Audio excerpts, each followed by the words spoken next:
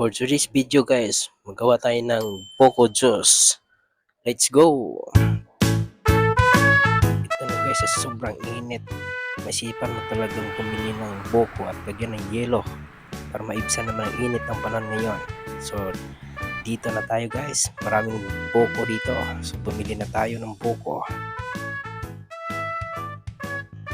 So, ang ganda ng Poco na guys. Bumili tayo para gumawa tayo ng pampalamig ng ulo.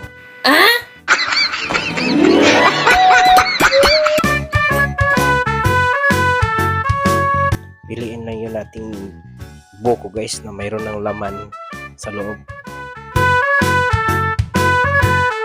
Ito na guys, biniyak na namin yung buko guys at kuskusin na guys. Let's go! Ito na guys, nilagyan na namin ng gatas yung buko guys. Wow! So, let's go guys.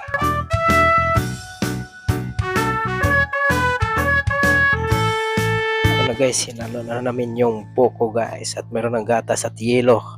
Let's go! Ready to eat na guys.